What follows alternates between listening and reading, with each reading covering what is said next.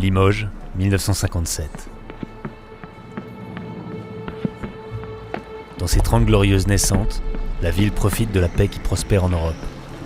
Pourtant, sous ce calme apparent, va se produire l'étincelle, le battement d'ailes du papillon, qui aurait pu faire de la capitale du Limousin l'épicentre d'une révolution culturelle qui n'adviendra que 20 ans plus tard. En juin 1957, Limoges s'est embrasé.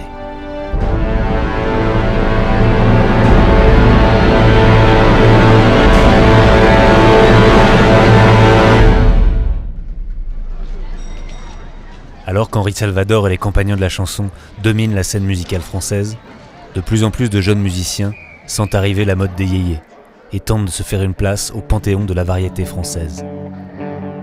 Parmi eux, Jean-Yves Demanche, guitariste débutant qui, par accident, va brancher sa guitare électrique sur son grille-pain. Grâce à cette maladresse inespérée, il va inventer un nouveau son, la distorsion.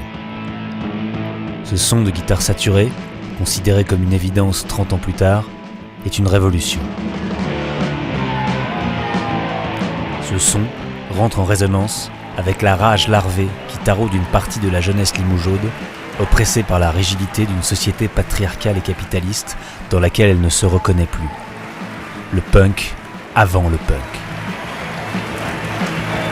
Demanche prend un pseudonyme et monte le groupe Joey Furax et les Voltigeurs, qui sortiront un premier simple intitulé « Le Feu ». Le feu, ça brûle, mais qu'est-ce que ça peut bien faire, ma vie ? Le succès est immédiat et emporte l'adhésion d'une jeunesse qui n'attendait que ce signal pour exploser. Joey Furax et les Voltigeurs se produisent partout dans la région. Le titre envahit les disquaires et les radios. Il est incontournable. Rapidement, le mouvement ne se limite plus à la jeunesse et les chansons de Furax trouvent un public dans les mouvements ouvriers locaux.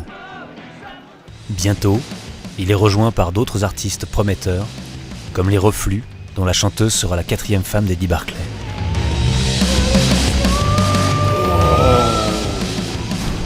Du côté des notables, on commence à s'inquiéter de la mauvaise influence que ce mouvement musical, sale et mal élevé, prend sur la jeunesse.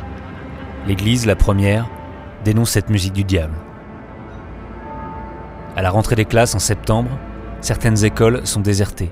Les élèves préfèrent organiser des concerts et pratiquer l'amour libre dans les bois.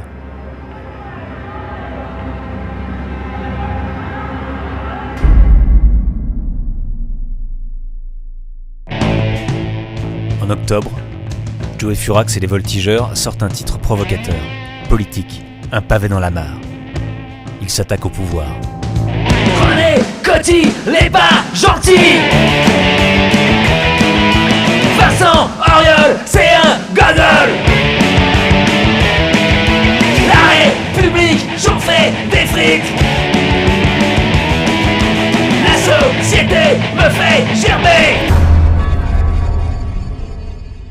C'est la goutte qui fait déborder le vase. Les notables locaux, appuyés par l'Église et la Fédération des bals musettes du Limousin, organisent la contre-attaque. Joey Furax est capturé et abattu en place publique. On met le feu à son cadavre, que l'on jette dans la Vienne pour l'exemple.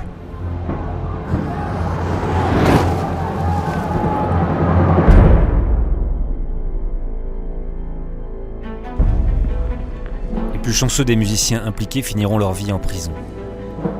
Tous les disques sont brûlés, les archives des journaux sont nettoyées, personne ne doit se souvenir de Joey Furax. Personne ne se souvient de Joey Furax. En juillet 1957, le jeune Malcolm McLaren, sujet britannique de 11 ans, est en colonie de vacances à Limoges.